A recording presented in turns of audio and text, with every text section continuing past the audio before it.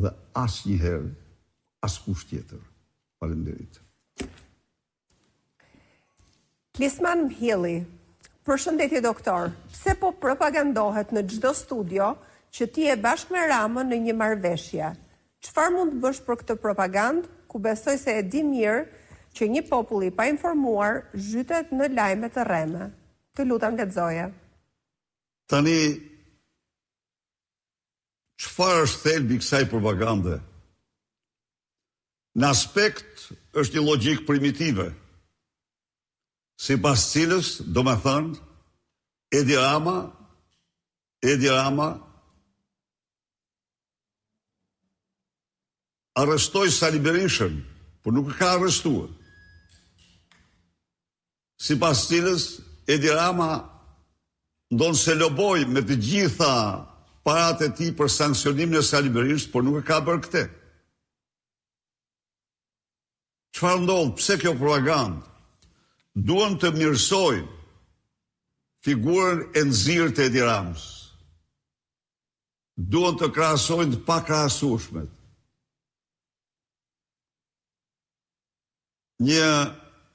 Është të vërtet kjo, po unë ka kohë që ju kam thënë shqiptarëve se mafia më e rrezikshme në Shqipëri, më e rrezikshme se ajo e kokainës, është mafia fjalës lirë.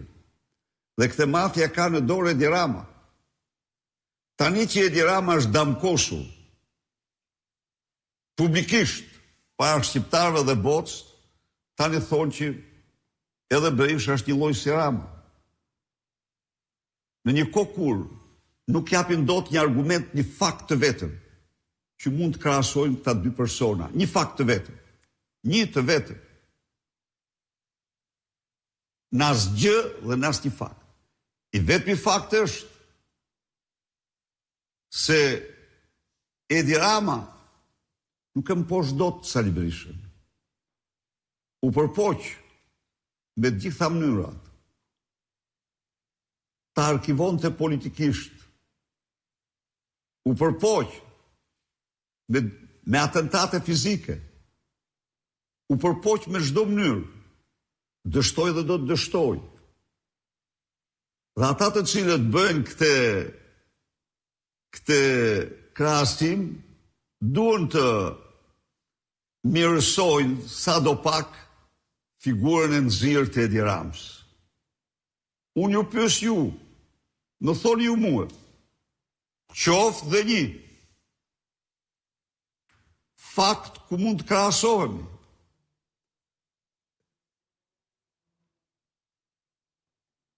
Kam 35 vite në politikë. Jetoj në një apartament 125 metër katror. Edi Rama jeton në një vilë me themele më të gjata se çdo ndërtesë qeveritare sot, dhe se vila e Enver Hoxhës.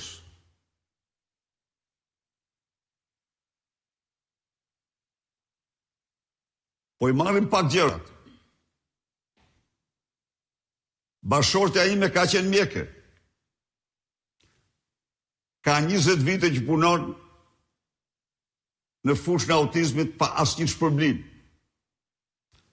Nuk u bë kur antare bordësh, as e bankave, as e sipërmarrjeve. Gjatë gjithë periudhës sime në pushtet. Fëmijët e mi u vetuar në u stërvetuar. Nuk u gjetë asnjë shkelje ligji.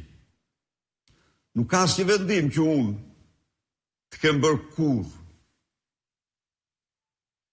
me emër të një të afërm jo familjarit tim, siç ka Edi Rama, për vllaun e vet. A mund të bëhet fjalë? Nuk bëhet fjalë kur që unë të kem pritur planet përfaqësues të klaneve kryesore të drogës në botë, siç i ka pritur për sjellje Edi Rama. Nuk bëhet fjalë kur. Dhe s'mund gjesh ti biesh Shqipërisë kryqe të rthur, të gjesh qoftë dhe një vepër publike të projektuar, të financuar nga qeveria e mëparshme që të mos ekzistojë, të mos i gjendet nam asnjë shan si që është djegësi Tiranës, si që është impjanti ujrave të zeza Tiranës. Janë ndërtuar rrugë me çmim më të ulta se sa çmimet në rajon, sepse ashtu duhet ishin dhe s'kan lëviz asnjëra. Janë ndërtuar rrugë nga Edi Rama me çmime të 10 fishta. Në krahasim me çmimet në rajon dhe që të gjitha janë shembur. E kupton se çfarë absurditeti është ajo? Të krahasosh Sali Berishën me Edi Ramën? Është si të krahasosh gjysmën e ndritshme të Hans me gjysmën që nxin gjithmonë të saj. Pra, është thjesht një mafje e fjalës së lirë, e cila përdoret tani për të zbardhur sadopak figurën e Edi Ramës duke krahasuar me Sali Berishën. Por e vërteta është që nuk ka gjë më të pakrahasueshme mbi tokë se sa ato dy persona. Faleminderit.